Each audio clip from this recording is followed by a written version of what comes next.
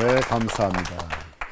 오늘 아까 땅을 받는다고 그러니까 굉장히 기뻐하시고 또 기업 나오니까 대기업, 뭐 중기업, 중소기업 다 이야기 나오는데 오늘 여러분들이 땅을 얻을 수 있는 아주 귀한 말씀. 성경에 이렇게 또 땅을 기업으로 주신다는 말씀이 있다는 게 얼마나 감사한 일인지 모르겠습니다. 예수님께서 첫 번째 말씀하신 그 팔복을 이야기하실 때 세 번째로 언급하신 게 온유한 자들은 땅을 기업으로 받는다고 말씀하셨습니다. 그래서 오늘 성경이 말씀하고 있는 그 온유함에 대한 소위 땅 얻고 아까 사랑 얻고 우리가 누릴 수 있는 많은 것을 얻을 수 있는 온유함에 대한 이야기를 함께 나누도록 그렇게 하겠습니다. 여러분 이미 아실 거예요. 방금도 말씀하셨지만 온유라는 말, 짐승을 잘 길들여서 훈련되어져 있는 모습이 온유라는 원어의 뜻입니다. 우리가 흔히 생각하기를 온유라고 그러면 참 온순하고 또 착하고 그 말도 틀린 말은 아닙니다. 그러나 원어의 의미는 본래는 그렇지 않던 사람들이 하나님의 방법에 의해서 하나님의 여러 손의 과정을 통해서 잘 훈련되고 세련되게 성숙한 모습, 그것이 바로 온유라는 말의 뜻입니다. 갈라디아서 5장에 보게 되면 성령의 9가지 열매를 이야기할 때 바로 맨 끝에 절제 이전에 충성과 온유와 절제다. 아까도 말씀하셨지만 사랑은 온유하며, 성경의 온유에 대한 언급이 얼마나 많은지 모르겠습니다.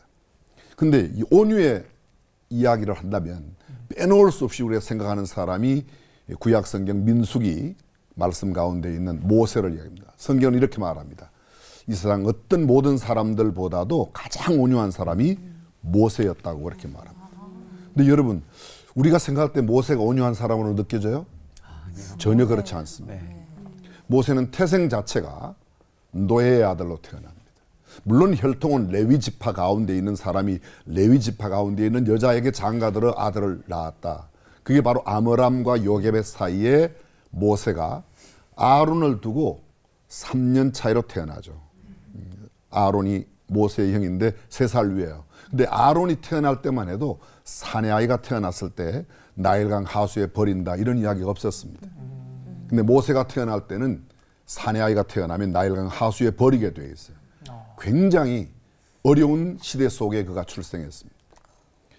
버려진 상태에서 바로의 공주의 아들로 다시 입양되어 키움을 받죠. 40년 동안 그가 왕궁 생활을 하다가 어떤 날 자기의 동족을 돌아볼 생각이 나서 이렇게 성경은 말하죠.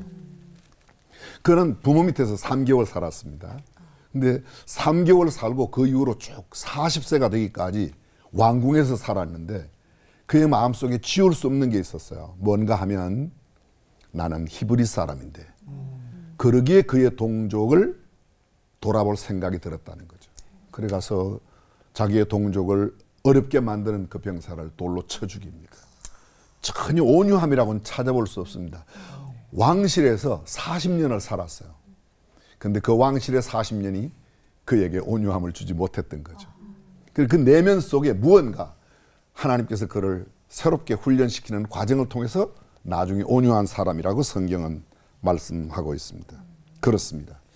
온유함이란 우리의 의지로, 우리의 결심으로, 우리의 다짐으로, 또 우리의 각오와 어떤 그런 마음으로 되는 게 아니라는 것입니다.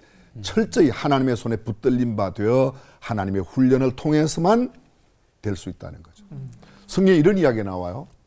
모세가요, 자기 백성들이 하도 하나님을 대적하니까 또 자기에게 막 대어드니까 하나님, 이 백성을 내가 낳았습니까? 보세요. 전혀 온유함이 아니에요. 차라리 저를 죽여달라고 이야기하는 겁니다.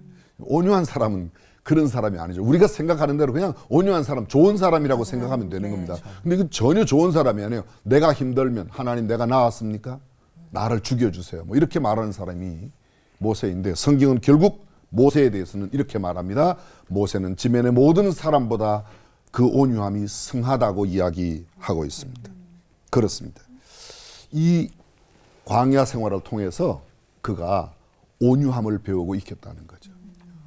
온유함이란 광야를 거쳐야만 돼요. 거친 광야에서 힘들고 어려운 과정, 그래서 우리가 여기서 배우게 되는 겁니다. 뭘 배우죠?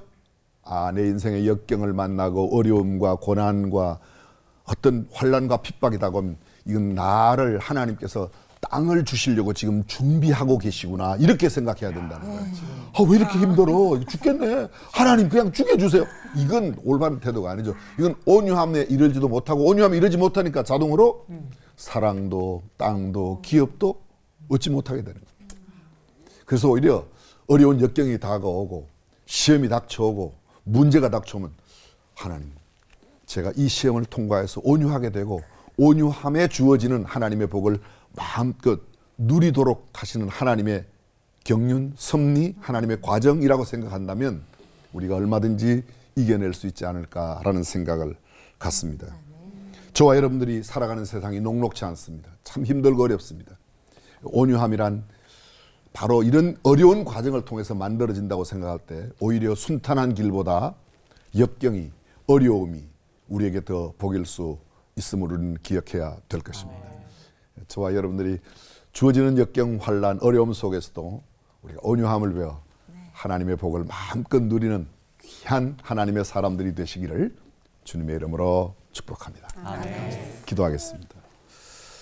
하나님, 우리가 사는 세상이 녹록지 않지만 오히려 그 녹록지 않음이 우리를 온유케 만드는 하나님의 과정과 하나님의 손길임을 알고 저희들이 잘 온유함을 배워서 하나님이 예비하신 땅을 기업으로 받고 마음껏 누리며 행복하게 살아가는 사람들이 되게 하여 주옵소서. 아멘. 주변의 사람들이 어떻게 저 사람은 저렇게 어려움을 만나도 기쁘고 즐겁게 지낼 수 있는가?